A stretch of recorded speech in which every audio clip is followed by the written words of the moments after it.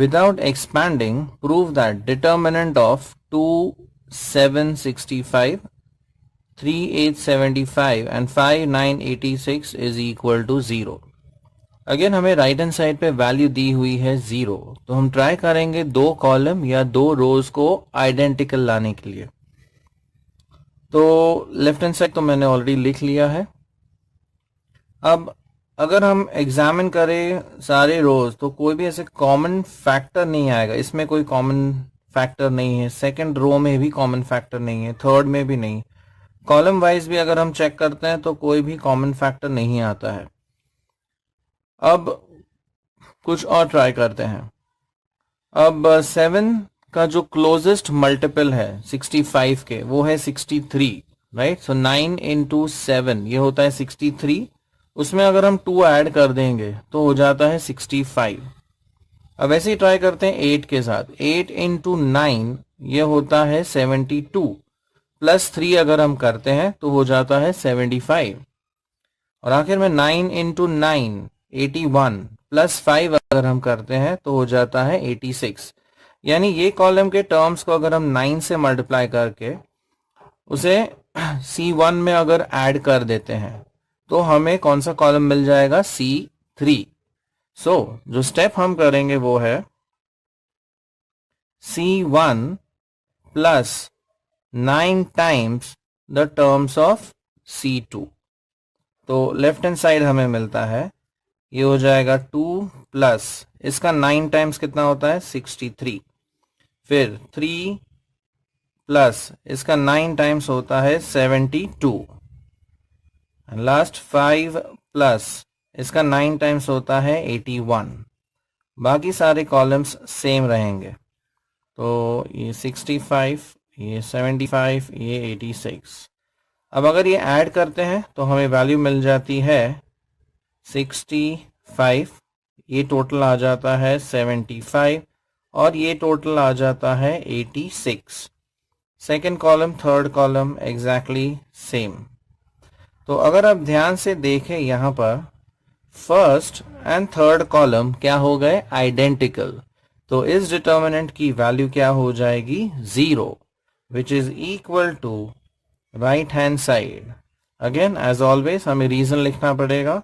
As C1 and C3 ये क्या है?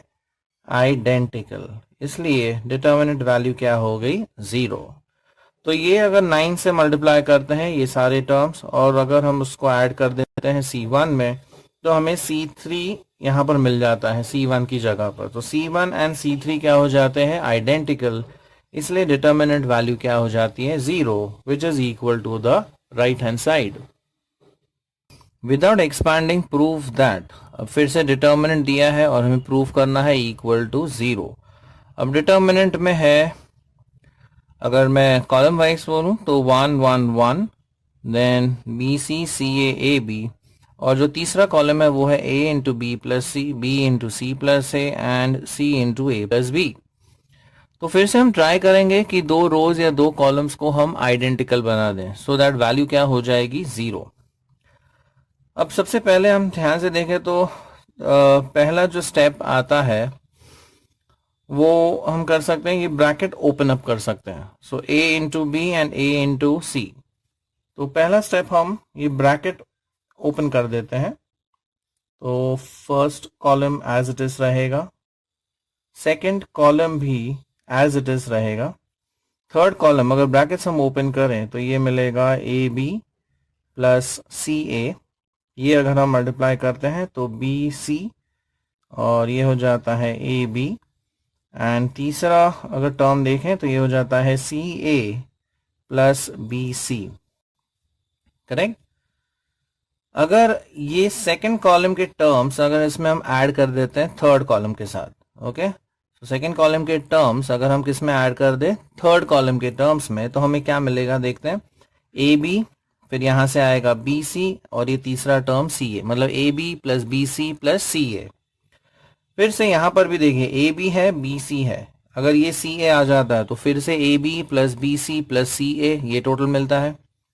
और यहां पर भी BC है सी ए है, यहाँ से ए बी आ जाएगा, तो फिर से तीनों टर्म्स हो जाएंगे A B plus B C plus C A, यानी थर्ड कॉलम में हमें एक कॉमन फैक्टर मिलता है A B plus B C plus C A, जिसे हम बाहर निकाल सकते हैं डिटर्मिनेंट के, और वैल्यू मिल जाएगी वहां पर 1 1 1।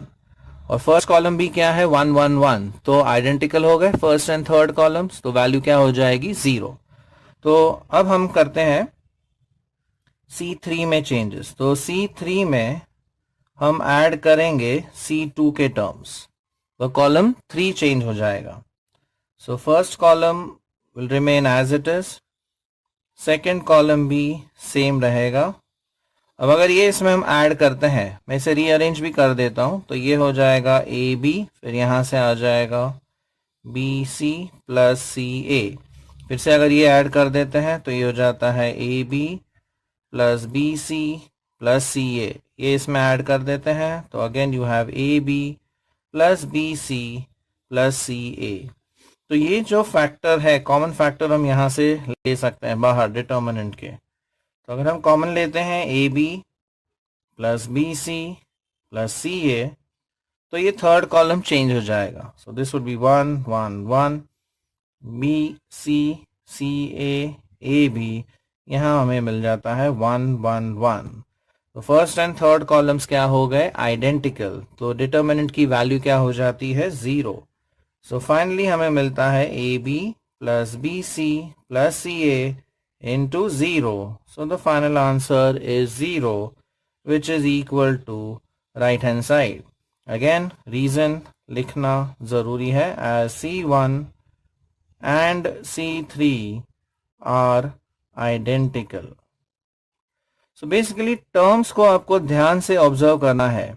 तो एनसाइक्लिक वाले सम्स तो बहुत ही आसान हो जाते हैं। देखिए ए बी है, सी ए है, यहाँ से बी सी आ जाता है, तो A B B C C ए। वैसे ही अगर ये ऐड करते हैं तो फिर से वही टर्म जनरेट होता है। तो टर्म्स को आप ध्यान से अगर ऑब्जर्व करें तो ये इजीली प्रूव हो जाता है। सो दो कॉलम्स हमने आइडेंटिकल प्रूव कर दिए, वैल्यू हो गई 0, which is equal to the right hand side.